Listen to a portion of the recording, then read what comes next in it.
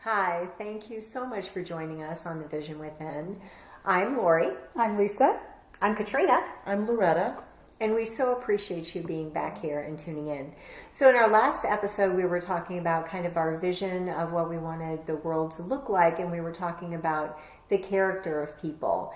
And now we really wanted to talk about gifts and what the world might look like if everyone were sharing their gifts. Oh, wow. So who wants to start with that? Well, we're all looking at you. I know, we're all looking I guess we're all looking at me. Yeah, okay, go for it. So I, off camera, we were just talking, and I've been guided for quite a while to go back to school and get my ND to become a naturopathic doctor. And, you know, life circumstances have kind of shifted that timeline for me a little bit. And so recently, specifically in the last week, I've had two situations come up that really kind of inspired me to basically get the let out and get moving. Mm-hmm. And one of them was my father became ill, and he was having some adverse side effects of a medication that he was taking, and it had been going on for probably a week to almost 2 weeks before he let my mom and I know that it was serious enough that he was like, yeah, I think I need to go to the doctor. And when he called, he couldn't get in for 2.5 weeks, which, you know, really upset me, because I'm thinking he's been a part of this practice and going to this doctor for 20 plus years, and it's always been for just normal stuff, and now that he is at a time in his life where he's in need, they can't fit him in. And so, you know, I had my own thoughts about that, and had to really deal with some anger around it, because I'm thinking, holy cow. Mm-hmm. But, you know, he went to the doctor, and so I just remember thinking, gosh, it shouldn't have to be that difficult. Right. And essentially, he had done all the homework to discover what was going on with him. And then I also have a friend who is out of work right now and interviewing and looking for a job and does not have health insurance. And she is pretty ill right now and dealing with an infection and some other things. And I asked her, I said, you know, have you gone to the doctor? Have you gone to see a physician? And she said, you know what, no, I haven't. She said, I don't have any insurance. And I said, well, honey, there are lots of clinics that you can go to that will help you. And she said, well, maybe I need to look into that. But she said, you know, I just don't have the money. She said, I don't even know how I'd buy medication if I needed some. And that really, to be honest, made me angry. And I remember thinking, people should not have to wait to get what they need. Right. And they should not have to make a choice between money and health care. Right. Getting what they need to support themselves. And so I just remember thinking, I have got to get the let out and get back to school and figure it out, because there has to be a paradigm where I would be able to help people no matter what they paid me or whether they paid me or not. Right. I think that in my vision of the future, we take care of each other because we take care of each other because we take care of each other, versus in that way. Yeah. Like, I don't, as a doctor, I wouldn't even want to charge anybody anything if they didn't want to pay it. Or if they couldn't pay it. Or if they couldn't pay it. Right. And I think that helping them in a complete way of, okay, now that you're better, how do we need to address? How are you meditating? What is your stress level like? Some of those things. I think it could be more of a complete picture. But for me, that's how some of that's showing up. You know, there's people, unfortunately, that also have to choose between, you know, I mean, they don't have the money to buy the food that they need, or, you know, between having to work and even being able to have childcare. So I'd like to look at your vision and take it a step further. I've been reading a lot of things lately, which I really think is great, like around Detroit and some inner cities. They're actually creating urban gardens. They are. Yes, and everybody in the neighborhood participates, and everybody gets to take home that food, you know. And I'd like to see more neighborhoods become communities where we, you know, and our this neighbors actually doing that. Our segues neighbors also doing too. that. Yeah. And even childcare. I mean, you know, my daughter, my oldest daughter, is a hairstylist, and she's got 2 little boys, and you know, she works until 7:30 at night sometimes, because that's the industry, right? She's open late, and that's when she makes the most money.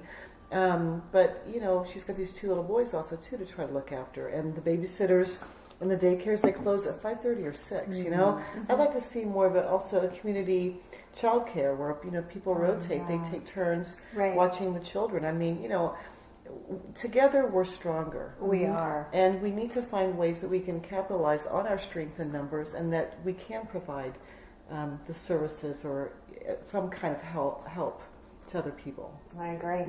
And actually, that exact thing just came up with our neighborhood has gotten to be such a tight community that we were the one neighbor who said, you know, I'm just going to clear this whole corner and we're just going to make a community garden, you know, and I thought, oh, that's great. And then within an hour, I was talking to a young mother a couple doors down, and she said, you know, the ladies and I have been talking, and she said, we are so hard pressed to find babysitters. And she said, you know, we were really relying on people that were retired and were wanting to take care of the kids. And I said, I want to take care of the kids. I want to babysit. I want to do that. And I was like, you know, call me. But as long as we hold on, to old paradigms, oh, I have to have this job that does that, then we don't have this ability. And I think that's why we're like, what are we waiting for? Because I was just thinking, I'm like, you know, my call right now is to just blast the heck out of YouTube with everything that I have learned about hypnosis, and especially for young kids. I talk to more and more parents whose kids are having digestive health issues. And I've worked with kids with this, and it is so fun. And it isn't hypnosis, it's accessing their imagination, and they're already landing on things that will heal them. Already. All I'm doing is saying, okay, what are you doing? What are you playing with? And then I see how it's really healing them, and then I just expand on that through playful conversation. And it's like, I just want to put all of this out there, you know, and I think that the more we whatever it is, you know, you're getting out there with everything you know about healing. We're growing our gardens, we're sharing our food, we're taking care of each other's children. Like, we can do this now. Sure. Like, and if it isn't us, then who are we waiting for? Yeah. You know, who are we waiting for? Yeah, we're the ones we're waiting for. I know. There we go. So that's the change. That's being the change. Yes, be the change you want to see. Absolutely. So how do we break that open in our neighborhoods? I mean, you know, Lisa, you've talked about how transient and how much your neighborhood has changed. So what could that look like if you were to sort of venture down that road? Yeah, I was just thinking, our neighborhood's a little more disconnected, even though it's close, proximity-wise. And I've kind of shied away from some of the community things in the past because they tend to get political, you know, and whatever. Maybe embracing that polar side. We were just talking about that at dinner. You know, you can't pick and choose between energy. I only want the good stuff. I don't want the bad, you know. Yeah, what would that look like? I mean, even just going out and picking up the paper around the parkway that I live on would be something. And putting out there that I can babysit. That was a great idea, Laurie. That would be beautiful. I love children too. Yeah. And I think, you know, the kindness that we talked about last episode, these ways to be kind and the gifts we have. What gifts do we have, or what do we like to do? I find that if I like to do something and I'm good at it, it must be a gift. And I might be good at it, but I don't like it, so maybe it's not really a gift.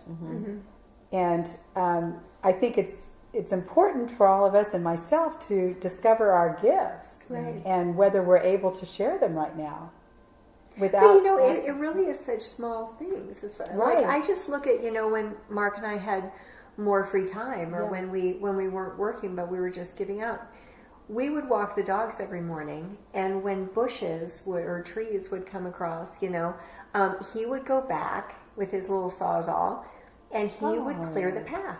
I mean, he spent like 4 hours one day going down this path, and we always talked about, if we had one of those cute little front hose, or he's like, oh my gosh, I'd go up and down Fall Creek and just, you know, plow the whole sidewalk, you know, so that we could walk the dogs and be fine. You know, but like, when we have the time, because we created it, let go of fear, and we just created. There are so many things we would all put out there. So many things that don't look like, what skill set do I have? Just kindnesses. Like just things we would do for kindness. Being Picking up the service. paper. Yes. In service, yeah. Yes, Wayne Dyer always said, he was like, I just thought this whole hullabaloo around abundance was ridiculous. He's like, money's everywhere. He said, I was the richest kid in the orphanage. He said, there was always a driveway that had a shovel. There was always. And I just live with that saying going around and around in my head and keep telling myself, what the heck are we waiting for? Talk about a song that came in. Yeah. Oh my God. And sing it. Kat always gets songs. So I get music a lot. I get music downloaded a lot. So when certain things come up, I start hearing music and I'm like, and I know it's a guided thing. And I heard that song from A League of Their Own. Yes. It started, oh boy, I'm going to sing on camera. Oh, this is fun. Batter up, hear the call. The time has come for one and all to play ball.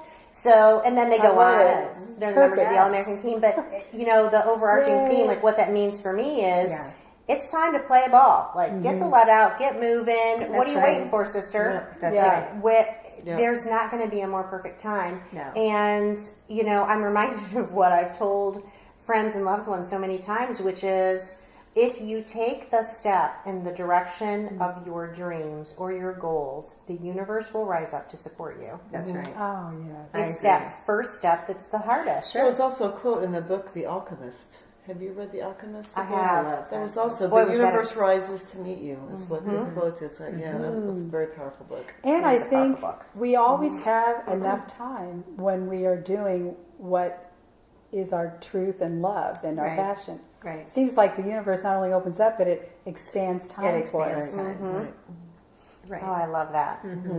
So I think it's time. It's time for us to come together and create what we want to see. I know I feel a really big challenge and I feel hugely inspired based on our conversations even today to really get moving.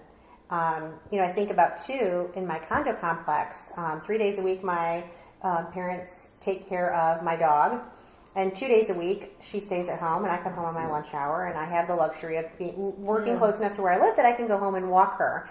And walking her is one of the joys of my day because I get to connect with her. I don't take my phone. It's just all about she and I, and it really is kind of cool. And I'm just thinking, when I go home, even though it's a shorter walk on my lunch hour because I'm pressed for time, but are there opportunities? Like, could I be talking at one of our association meetings about the fact that, hey, if you ever run into a snafu and you need a midday dog walker, I would absolutely be willing to help you. Right. So that might be just something. And I think could do. too, just kind of getting back to some of the science a little bit on this, or not getting back, but I want to interject on this, is that if you think of fractals, but think of them like a puzzle piece, and all 7+ billion of us are puzzle pieces of the whole puzzle. So that makes each individual important because it's part of the whole puzzle.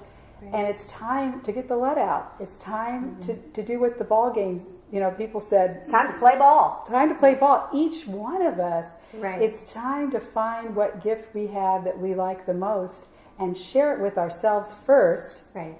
Because you have to share it with ourselves first in order to share it with others. Right. I mean, it is time. It's never been a better time. And we are all important, and we're all needed for this. And if all of us shared our gifts, then the entire puzzle would be totally abundant. And I really think it's going to be a domino effect because we have to set an example that it's okay.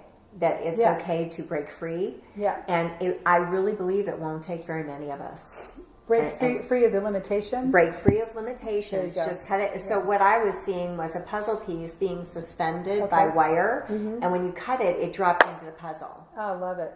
And I thought it's not going to take very many of us, especially if we broadcast it on YouTube, what we're doing and so forth, and just say, hey, we're living live. Right. If we crash and burn, guess what? Y'all get to watch. Yeah. And it's going to be live entertainment. Yeah. And the harvest full moon this past Thursday. Right. On November the 5th. Right. Yes. I mean, October the 5th. Right. Sorry. October the 5th, 2017, was all about you can do it. Yes. Do it because you can do it. Yes. Maybe that's And why I used to have that card with the saying, you know, what would you do if you knew you couldn't fail? Oh, neat. You know, and I mean, I think it's widespread too of people that are hearing the call, and it's showing itself, manifesting in different ways. Like just I was working next to a girl today, and I could tell she was having a hard day, and she said, "Oh, you know, just working on some stuff." And I said, "Well, girl, I'm working on self-love." And I know that my self-love is surrounding, what am I waiting for? Do I not love myself enough? You know, That's so important to say that. You're right. If we totally love ourselves, we're not going to have any fear of limitations. Right. We'll cut that string That's right away. Let that puzzle piece flow in. That's right. Because that's why I wear my little Wonder Woman headband, you know, at work. And people said, "Oh, is that for Halloween?" I said, "No, girl, I'm just channeling my superpowers today." I said, "She had to come out of the Because closet." if you're Wonder Woman and you see a good-looking guy on the street, you're not going to be intimidated to go up and say, "Hey, you're pretty good looking." I'm just throwing that out. Hey, I mean, if we're feeling very confident, Yes, and we have no limitations, I mean, like it's a gift to give to someone. You just look amazing, and I want to tell you that. Right. If we're feeling good about ourselves, then we can share that with others. Right.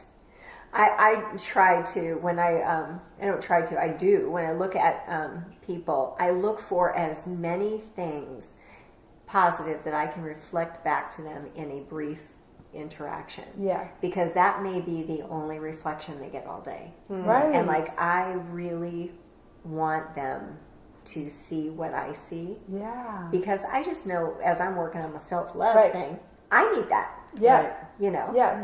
Well, that's a really good point. Yeah. I think self-compassion is huge, and you know, oftentimes the critic that's in my head, you know, like I said in one of the other episodes, I try to turn it when it's really super negative, and I'm like, "Ooh, where is this coming from?" And I get all like self-judgmental.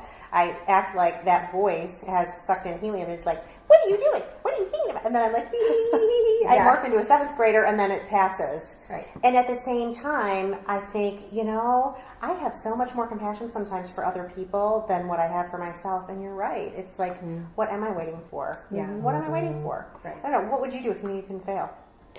What would I do, like for a living, or what would I do? Just anything in the world. What's something that you would do if you knew you had no limitations? I would like to write full time. I've always wanted to be a writer, but the writing, I think, you know, I feel like I've got so much information inside of me that needs to go out, and I would do that, and you know, and I'll also take better care of myself. I mean, you know, I'm not getting enough sleep. You know, I'm working. I'm getting 5 hours of sleep, which, you know, and not eating properly all the time when you're at work, and I think I would just be able to focus more on the life that I wanted to create. I would write full time, take better care of myself. You know, maybe find ways to spend more time with friends and family. So really, it's a really a redirection of focus and energy is what it really boils down to. And if all of us on the planet did that, can you imagine what this world would look like right now? I know, because think of how much information we have inside of us. You know, and again, I go back to Wayne Dyer, don't die with your story still in you. I mean, that is haunting me lately. I Will you say that again more slowly? Don't die with your story still in you. That's pretty powerful. And that is powerful. I was just telling, I think it was someone who came to our house to work on something. I can't even remember who I was telling. But I was telling him how I write. And when I first started getting back into children's stories and things like that, it flooded. And it flooded so much that it was like someone who had been in the desert and was parched, and so what's the first thing you do when you come to water? You gulp it and you throw up. It made me sick when I first started writing that I couldn't be doing it nonstop. And I really got very depressed for a while because I had to work and see people. But that's, I just know that right now I would just for it. And what am I waiting for? Like, really? Yeah, exactly. What are we waiting for? Right? Because we have, think of all your knowledge, all of the, I mean, my gosh, cumulatively, the things that we know between us that if we shared, holy cow. Holy cow. Well, we're not waiting for this show to start because we started it. And That's I think it may be time to wrap up, right?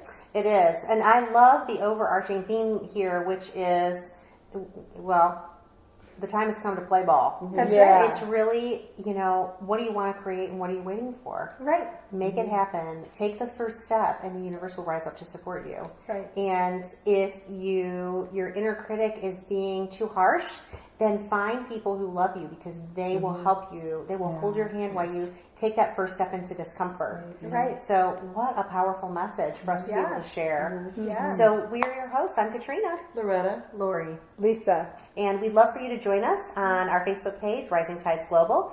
We'd also love to hear from you below the picture of us, just right underneath here. We love your comments and information. We'd love to hear from you. We love to hear what you're going to dare to do. That would be really great. Yeah. That's right. Juicy. And we'll all share what we've dared to do since the taping of this. Yes, And all so right. you'll be able to be with us through the face plant or the success, either way. So thank you so much for joining us. Have a great day. Bye-bye. Bye.